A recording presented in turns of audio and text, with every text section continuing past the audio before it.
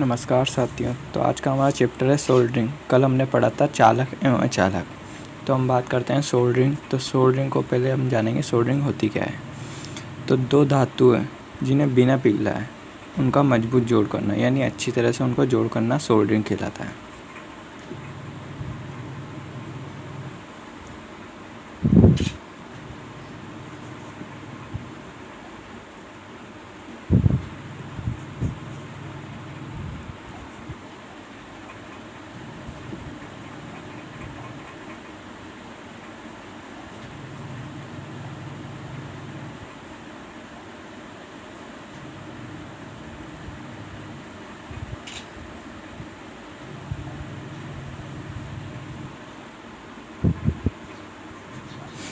तो इसका मतलब है बिना पिघलाए दो धातु पट्टियों या तार को मजबूत जोड़ करना सोल्डरिंग कहलाता है।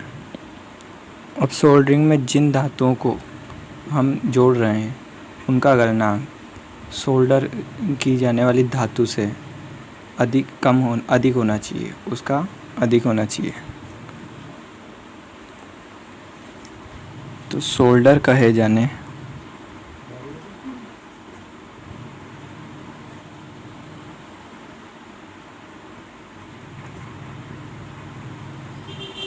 एलॉय यानी तत्व जिसका गलनांक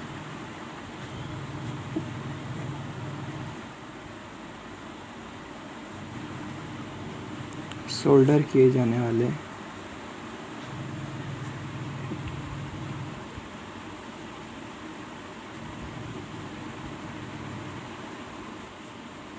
धातु के गलनांक से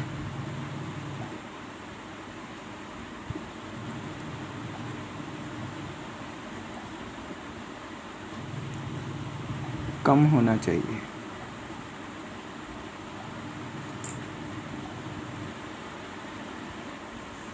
यानी सोल्डर का गलनांक सोल्डर किए जाने वाले धातु के गलनांक से कम होना चाहिए।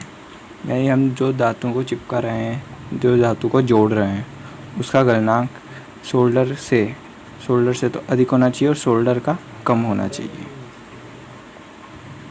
अब बात करते हैं हम सोल्डरिंग की आवश्यकता। भाई सोल्डरिंग की आवश्यकता क्यों पड़ी?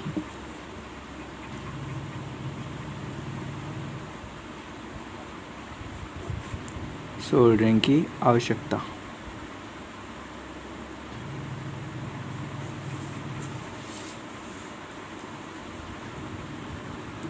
तो सोल्डरिंग की आवश्यकता हमें इसलिए पड़ी क्योंकि विद्युत केबल या तार को उसे अच्छी सुचालकता देने के लिए, उसको यांत्रिक सामर्थ्य अच्छी देने के लिए इसलिए सोल्डरिंग की जाती है।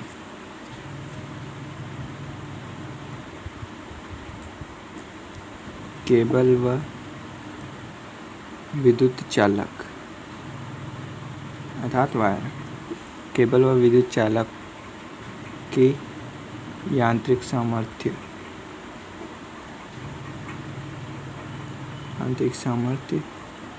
चालकता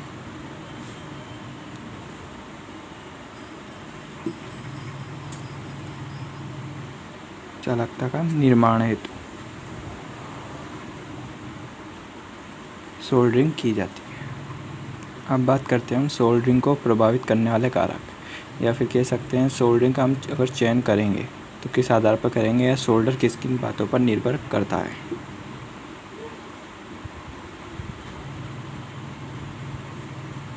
सोल्डर को प्रभावित करने वाले कारक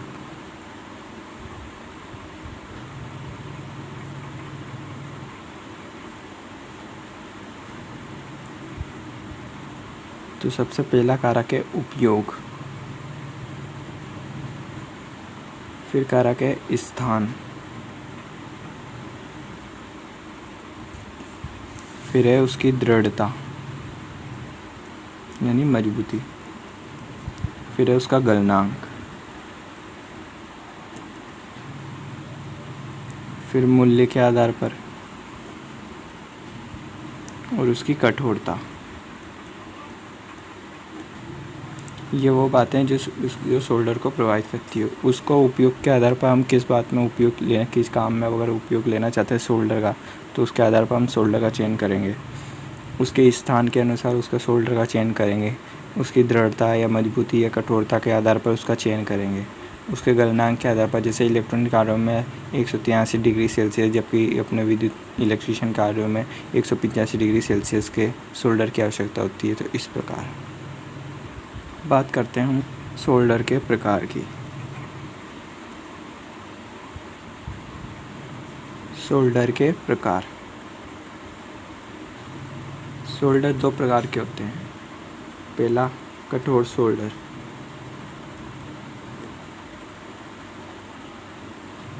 जिसे हम ब्रेजिंग भी बोलते हैं, इसे ब्रेजिंग भी बोल सकते हैं। दूसरा होता है नरम सोल्डर। तो हम पहले बात करेंगे कठोर सोल्डर की।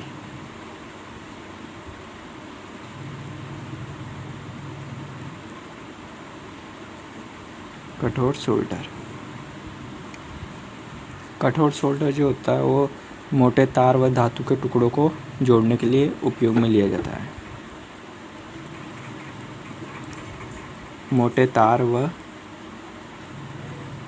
धातु के टुकड़ों को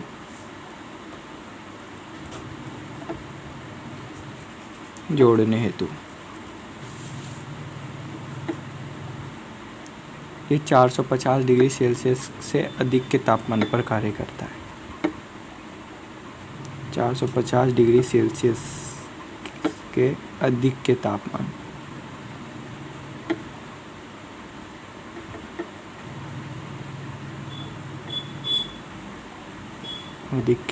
पर कार्य करता है। अब ये भी दो प्रकार के होते हैं, एक तो स्पेल्टर और एक होता है सिल्वर सोल्डर। यह होता है स्पेल्टर और सिल्वर सोल्डर। अब बात करते हैं हम स्पेल्टर के बारे में।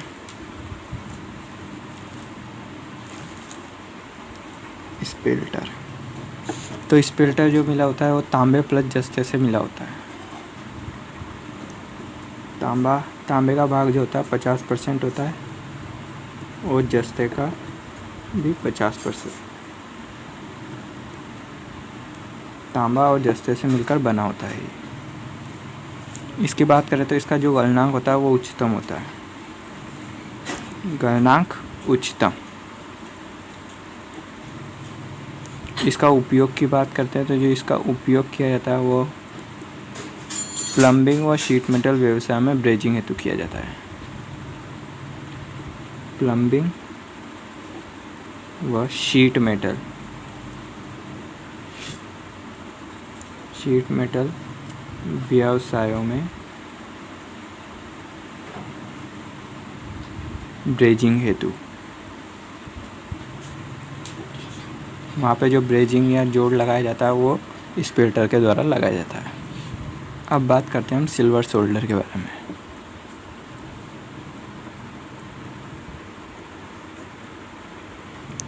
सिल्वर सोल्डर, जो ये सिल्वर सोल्डर होता है, सिल्वर सोल्डर ये सोना चांदी या जर्मन सिल्वर के आभूषणों में टांका लगाने के लिए उपयोग में किया जाता है और इसका जो गलनांक होता है वो स्पेल्टर की तुलना में कम होता है। इसका हम उपयोग देखते हैं तो इसका उपयोग सोने चांदी व जर्मन सिल्वर, सोने चांदी जर्मन सिल्वर में टांका लगाने हेतु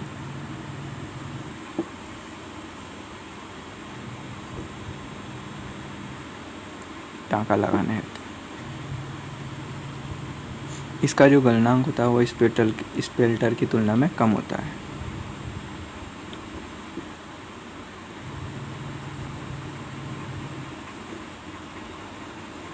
स्पेल्टर की तुलना में कम।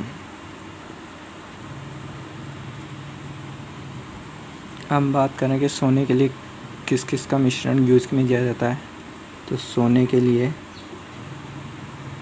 तांबा चांदी और सोने का मिश्रण यूज में लिया जाता है। तांबा प्लस चांदी प्लस सोना। अब बात करें हम जर्मन के लिए, तो जर्मन के लिए तांबा, जस्ता और निकिल। तांबा प्लस जस्ता प्लस निकिल, यानी हमको सोने में अगर जोड़ लगाना है तो तांबा, सोना और चांदी का मिश्रण यूज में लेना पड़ेगा, और जर्मन में लगाना है तो तांबा, जस्ता और निकिल में यूज में लेना पड़ेगा। अब बात करते हैं हम सोल्डर के दूसरे प्रकार, नरम सोल्डर की।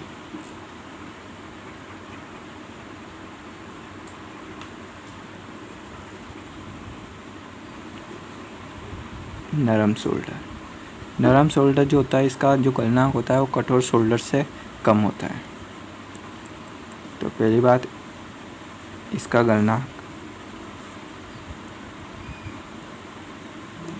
कठोर सोल्डर से कम होता है।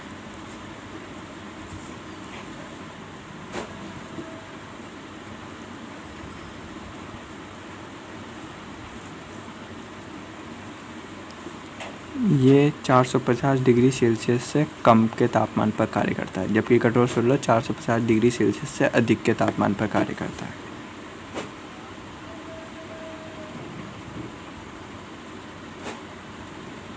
चार सौ 50 डिग्री सेल्सियस से कम के तापमान पर कार्य करता है।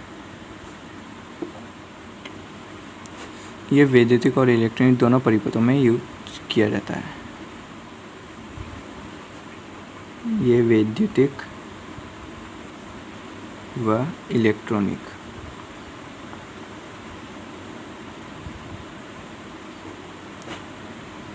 दोनों परिपथों में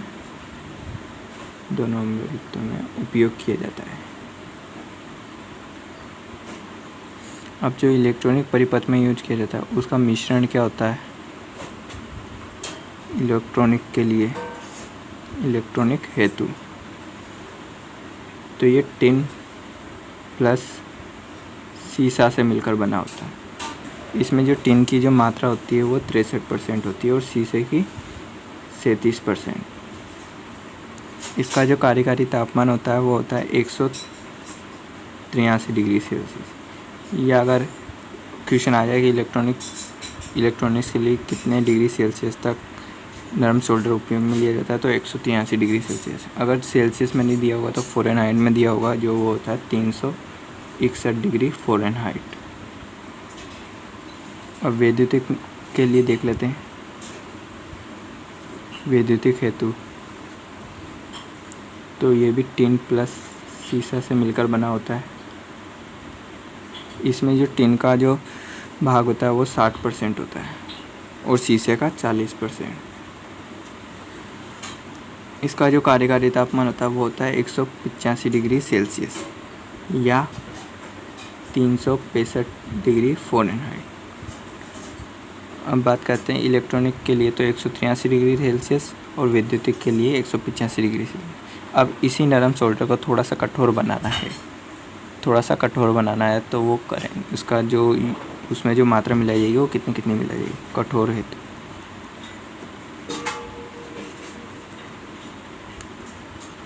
तो इसमें टिन की मात्रा 40% और शीशे की मात्रा 60% कर दी जाती है। 60% कर दी जाती है। अब एक नोटिस करने वाली बात है, नोट लगा के लिखना। अगर शीशे की मात्रा बढ़ाई जाए, शीशे की मात्रा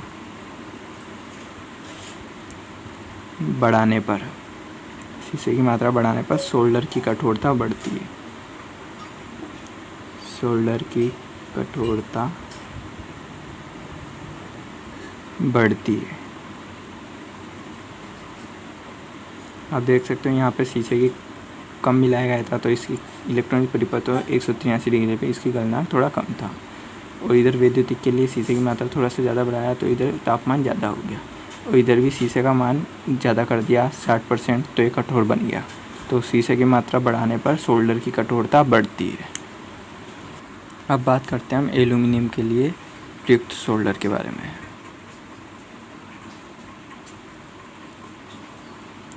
एल्यूमिनियम हेतु प्रयुक्त सोल्डर।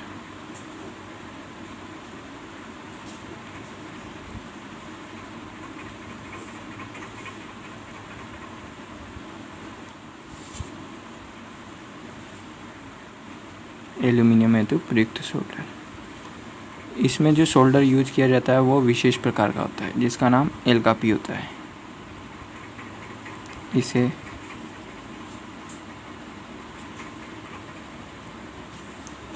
एल्कापी के नाम से जानते हैं।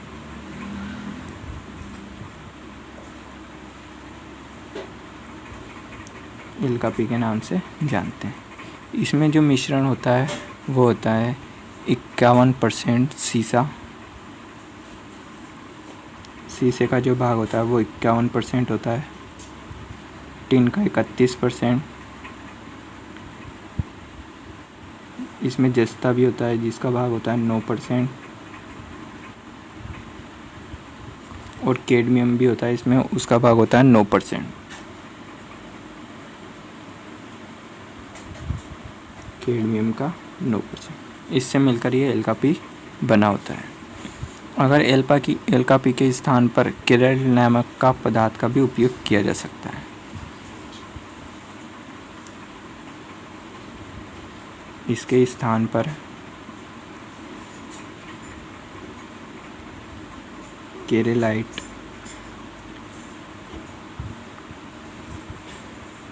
का भी उपयोग करते हैं।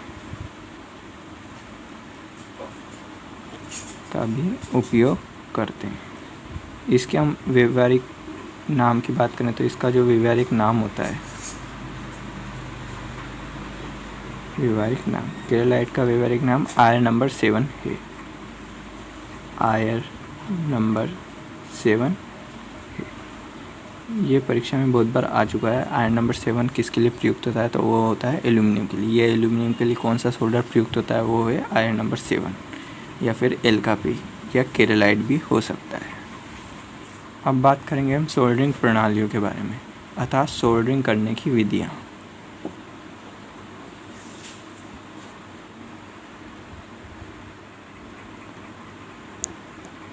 सोल्डरिंग प्रणाली। तो सोल्डरिंग करने की जो प्रणाली होती है वो बहुत सी तरह की होती है। तो यहाँ पे हम कुछ प्रणालियों के बारे में देखेंगे। तो हमारा सबसे पहले आता है सोल्डरिंग आयरन द्वारा।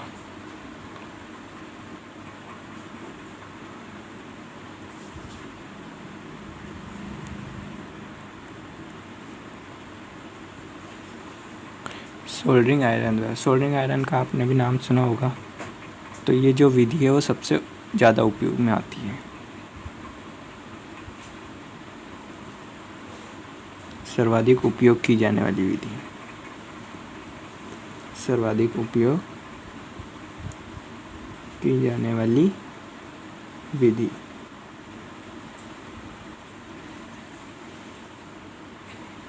ये कौन सी सोल्डरिंग है तो ये नरम सोल्डरिंग है। ये नरम या कठोर हो सकती है तो ये नरम सोल्डरिंग है।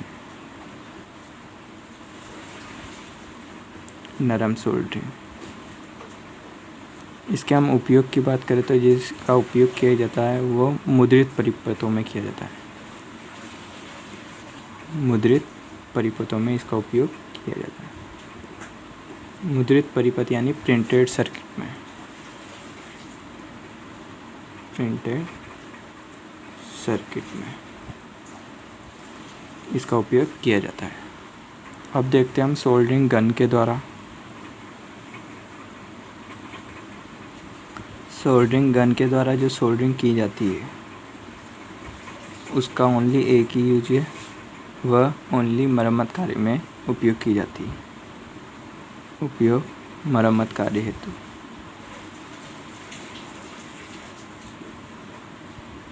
मरम्मत कार्य हेतु इसका सोल्डरिंग गन का उपयोग किया जाता है। आगे जो सोल्डरिंग आती है वो आती है ज्वाला द्वारा। ज्वाला यानी अग्नि द्वारा। ज्वाला द्वारा सोल्डरिंग। ज्वाला द्वारा सोल्डरिंग में त्वरित ऊष्मा उत्पन्न होती है। इसमें त्वरित ऊष्मा उत्पन्न होती है।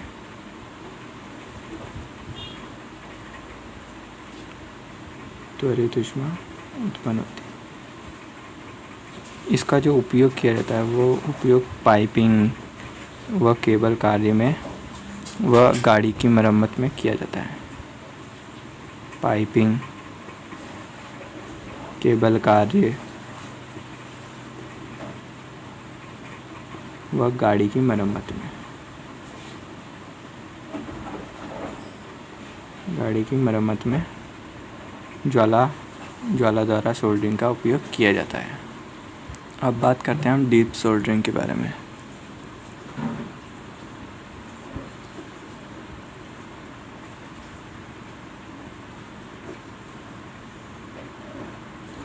डीप सोल्डरिंग द्वारा इसका जो उपयोग किया जाता है, इसका उपयोग पीसीबी के लिए, इसका उपयोग पीसीबी अर्थात printed circuit board, printed circuit board में किया जाता है। इसमें जो अवयव या घटक होता है और जिसको हम सोल्डरिंग करने वाले हैं, उसको उस घटक को पूरे ही सोल्डर में डुबो दिया जाता है, इसलिए इसे डीप सोल्डरिंग द्वारा कहते हैं। इसमें अवयव या घटक पहले सोल्डर में डुबो देते हैं।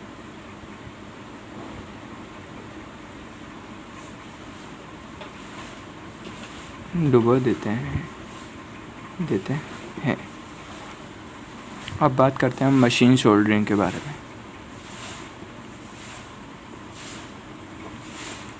मशीन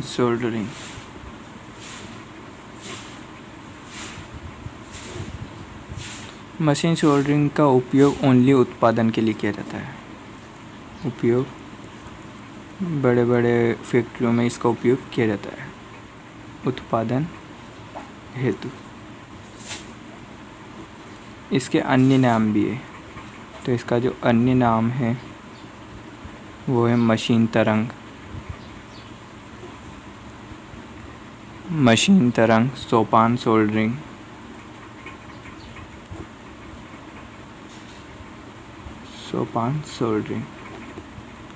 और एक है जेट सोल्डरिंग।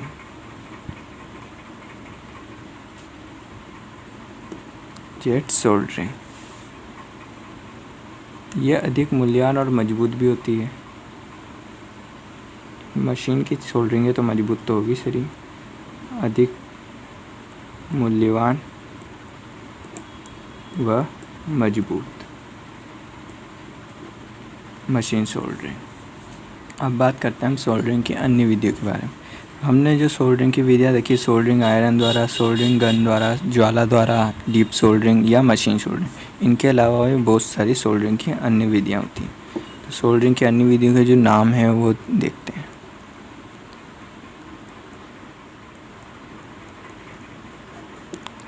सोल्डरिंग के अन्य प्रकार।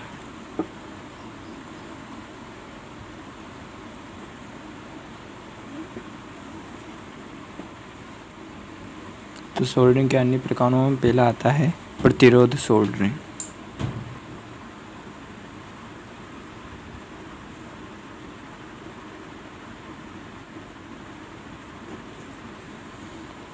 यानी रेजिस्टेंस सोल्डरिंग।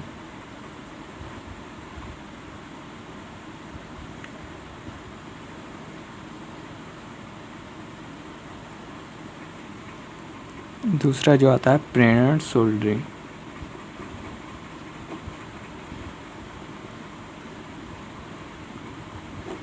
यानी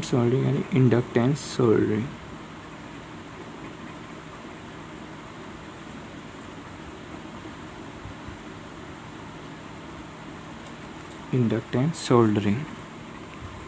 दूसरा आता है भट्टी सोल्डरिंग।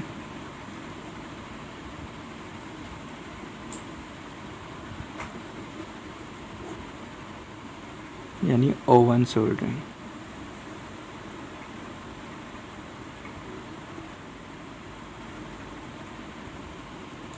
चौथा आता है वनस्पति तेल में soldering.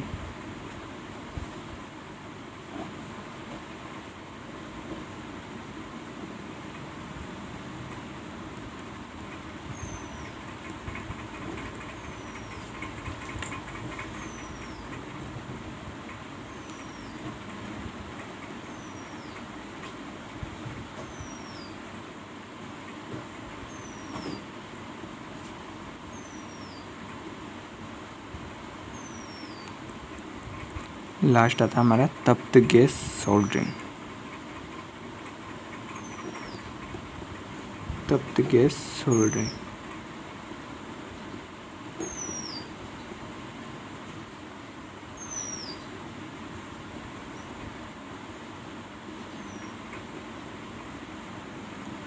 Soldering by hot gas. तो यह हमारे सोल्डरिंग के अन्य प्रकार हैं। सोल्डरिंग के अन्य प्रकारों में के नाम परीक्षा में आ जाते हैं जो हम याद नहीं रख पाते। तो सोल्डरिंग के अन्य प्रकार है प्रतिरोध सोल्डरिंग, प्रेरण सोल्डरिंग, भट्टी सोल्डरिंग, वनस्पति तेल में सोल्डरिंग, तप्त गैस सोल्डरिंग। तो यह हमारा चैप्टर यहाँ पे थोड़ा आधा होता है और आधा चैप्टर हमारे नेक्स्ट वीडियो में होगा। तो वीडियो अच्छी लगी हो तो लाइक करें, शेयर करें, कमेंट करें और कोई भी डाउट होता हो तो कमेंट सेक्शन में कमेंट करें। मैं आपका डाउट का सॉल्यूशन करने का पूरा प्रयास करूँगा। Thanks for watching. धन्यवाद।